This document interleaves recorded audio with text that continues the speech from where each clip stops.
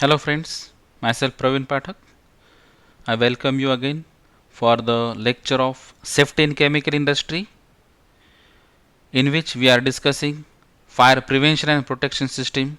This is the third lecture for the fire prevention and protection system, and now in this lecture we are going to discuss about the detection by detectors, that is alarm systems. So I have already discussed about this slide. So up till now we have discussed about the fire safety in the first lecture, then fire protection in the second lecture, and now we are discussing about the fire prevention in this lecture. So how to prevent the fire? So one of the main solution is detector system installation. So alarm system installation is one of the main fire prevention technique. So what should be discussed in these detection systems? Fire detection and alarm systems. Examples: main functions of detection systems, then selection factors, control of fire and explosion in flammable substances, fighting fires of pesticide specifically mentioned because only this pesticide industry should be treated in a different way and not in a general way, then fire emergency action plan and drill. So these are the contents for this lecture. So fire detection and alarm systems are thermal expansion detector, radiant energy detector, light interference detector, and ionization detectors. So these are the types of detector which can be used installed in an industry, and the name itself suggests the mechanism for the detector. Say for example thermal expansion detector. So thermal means heat. So on the basis of heat or the temperature, the metal is expanded. On the basis of that mechanism, that fire can be detected. So in the same way, radiant energy. So the heat can be detected in terms of radiant energy. Then that detector system is called as radiant energy detector. And in some cases, some light interferences mechanism can be used for detection of the fire. And in some detectors, ionizations mean after fire or heat or the temperature, ions are produced, and on the basis of quantity and severity of that ions, this ionization detector is worked. So the main function of detection systems are to give alarm, to start up extinguishing and procedures, then to give early warning to area occupants to escape. So these are the two main functions of the detection systems.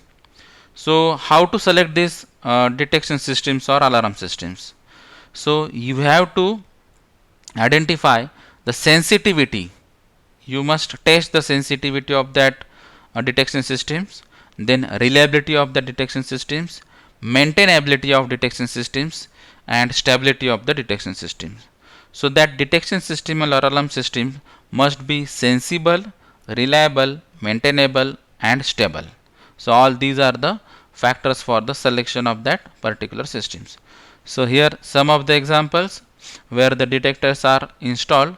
These are common examples nowadays, which can be shown in the offices or the common premises also. So how to control fire and explosion in the flammable substances? In case of flammable substances are there in your industry, then how to control this fire and explosion? It is possible only when it leaks and forms a vapor in explosive range. So when flammable substances are there, means we must know the lower explosive limit or upper explosive limit for the explosive substances, and for the flammable cases again the particular range. But most of the flammable substances are odorless, colorless, so we can't detect these flammable substances. That is why after leaking these systems, we have to adopt some detectors where even though they are colorless or odorless, they can detect the that particular flammable substance. So in the market there are many detectors which are available. So after leaking and forming the vapor cloud in the work environment or in the industry, the detectors can detect the flammable substances. So first step, to check the tank, container, piping, equipment, etc. for leakage and stop it. So you must know what are the probability or where the probability is more or chances of leakage is more. So tanks, container, piping equipments are the major chances. Depending on the vapor density, ventilation should be provided. So you must know all the characteristics of that flammable substance. That is why MSDS is compulsory for the knowing these characteristics, and depending on the vapor density you have to provide the ventilation. Ventilation should be designed for operating conditions and not for MSDS value. So MSDS value is there, but for operating condition basis we have to provide these ventilations. Means the air supply should be more than the minimum requirement for the ventilations, because normally the ventilation guidelines is for the comfort of human being, but now we are dealing with the flammable substances. So the ventilation should be more to dilute that flammable substances percentage or the range. So remedial measures for this flammable substances: use of smoke flame detectors, use of flame proof electrical equipment, use of proper earthing to discharge the static electricity, checking of spark or heat generating processes and their control, and hot work permit. So nowadays hot work permit is mandatory in near about all types of industry. So this can be one of the good remedial measures to control the fire and explosion from the flammable substances. How to fight fire in case of pesticides? So normally all these guidelines, previous guidelines, are applicable all types of industries, but in the pesticide case some of the precautions should be given. So what that precaution and why that precautions? So the characteristics of pesticide is that the pesticide is already a toxic fume, and when it dissolves in fire water it becomes more poisonous. That is the major problem. That is why the pesticide industry firefighting is mentioned in this slide. So design of pesticide storage is most important. If fire takes place, SCBA means self-contained breathing apparatus and other types of personal protective equipment should be used. So toxic fumes are already there as the pesticide industry is there, and in case of fire it may become more poisonous or dangerous. That is why SCBA apparatus and PP is mandatory. In case of liquid pesticide, foam DCP may be more useful. So rather than water, we must apply mechanical foam or dry chemical powder to extinguish the fire in case of pesticide fire. So what precautions should be there?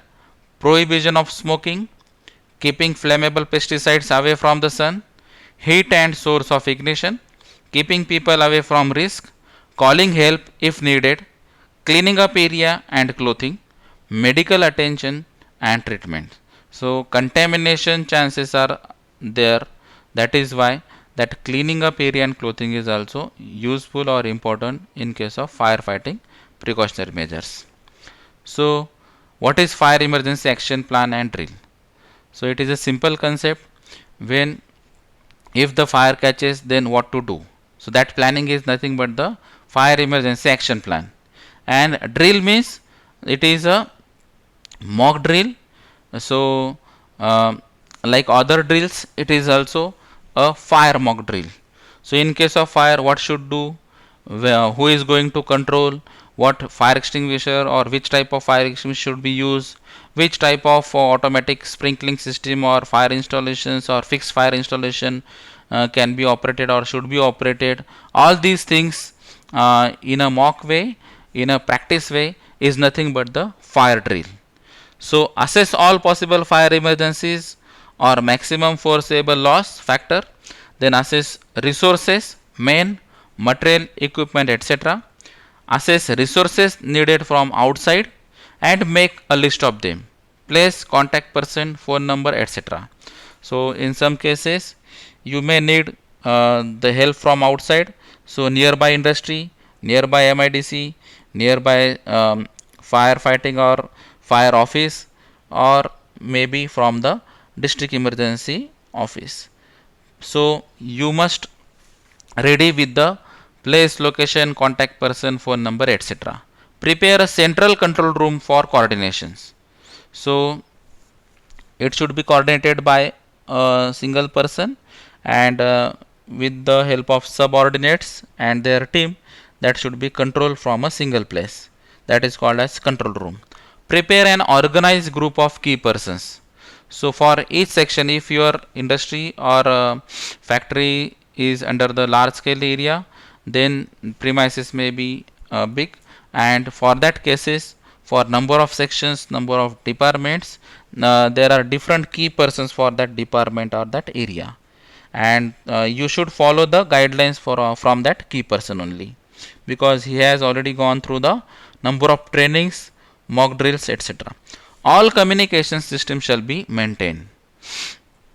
So that may be wireless, that may be mobile, that may be landline phone, depending on that conditions. So all communication systems shall be maintained.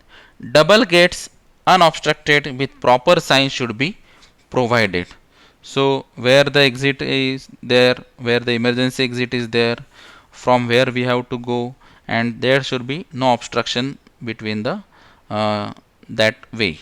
So that is the needed condition for the fire emergency evacuation. So housekeeping shall be regularly checked. Fire water, portable extinguisher shall be regularly checked. Alternate power sources shall be kept ready. Runners shall be arranged when communication failure. So in some of the cases power failure is there, in some cases network problem is there.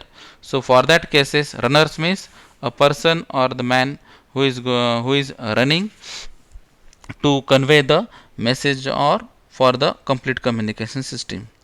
Distinguished garments or cap, band, etc. shall be given to emergency controller.